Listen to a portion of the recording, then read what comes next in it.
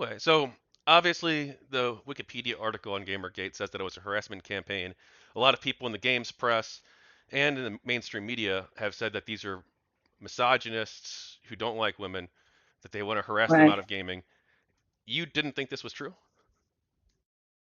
I did not think. I mean, I thought there were elements in Gamergate that fit that description, but that was a sideshow, a fringe, and it's not only the Wikipedia entry is shocking, and anyone out there who has, well, they probably closed it, but it's just shocking. It's one-sided. You would never know from that description that there were many, many contingents. It was a Twitter hashtag, and it attracted gamers from around the world and across the political spectrum. And it people, some people were there because they believed there was too much cronyism in the gaming press, and others believed that they were just tired of cultural critics who viewed their hobby as pathological and pathologically masculine and so forth. There were many, many different reasons that people were a part of that. And to simplify it and reduce it to its most, extreme contingent um, is pretty. It's just not true. It's not accurate, and I think it contributes to cynicism about the media. And by the way, it's not just Wikipedia. It's now Gamergate in the mainstream press is now shorthand for misogyny on the internet. How did you first find out Uh, about this? Oh, go ahead, sorry. Go ahead. How did you first find out about Gamergate?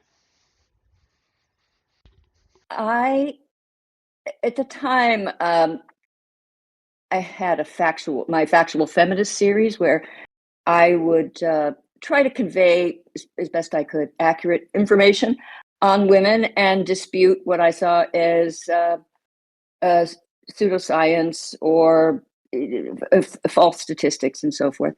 And I read in Science News, I think, or some summary of research that it it had been discovered that gamers, the typical gamer, is now a middle-aged woman, and that this idea that it was young men was false. That the gaming aficionados were primarily middle-aged women. Now, as a middle-aged woman who did not particularly like or know anything about video games, I just found this surprising. So I looked at the research and saw that they had sort of cooked the books, because you could count as a gamer if you played Bejeweled or little games on your iPhone. So they were defining gamer in a new way, and then denying that it existed, or saying it was a different group. And so I just noticed this, and I also noticed an animus against gamers, that it seemed to be this idea to deny this group.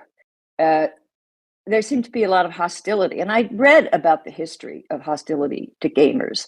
And for years, people have been trying to implicate video games and video game players. And every time there's a mass shooting or any, social crisis, inevitably the games are blamed.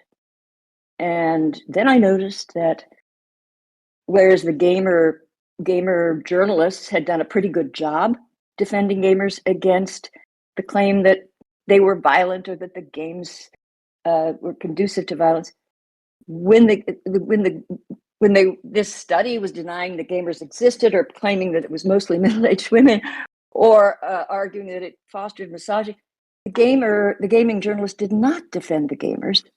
They joined the fray. They joined the attack. And so I just felt that I made a video in my Factual Feminist series, and that sort of got me into it. And that just happened at the same time as the Gamergate hashtag was forming and attracting followers. Is it reasonable to draw a distinction between someone who views gaming as a major hobby for them and someone who perhaps only plays them casually? Well, only because there is group, fairly large group of people for whom it is a primary passion. I also think that these games are very difficult, and that people that play them very well, it's a real skill. And a lot of the myths about it, like, oh, well, young men that spend too much time playing video games, we're likely to be violent and antisocial. Well, I haven't seen evidence of that, but I do see evidence that it's those that were very good at them, especially those who designed them and were really involved in the world of gaming at that high level. It was a training to go into tech. And also, I saw something else. I have two sons, and I had noticed that when they played video games, it was usually with a group of friends. There was a lot of laughter and excitement, and it was a expression of friendship and happiness for young men. And at the time, I just come out with a second edition of my book, The War Against Boys. So I think another thing that drew me to this, besides my interest in correcting misinformation and faulty research, was I was concerned about an intolerance for young men and for the things they liked, for who they were. So I guess I saw it as part of the war on boys, this attack on gamers, because they're primarily young men, not only, but primarily the most passionate gamers. I would say, I'm guessing here, but something to 75% young men, 25% very cool young women, but it's mainly a male obsession.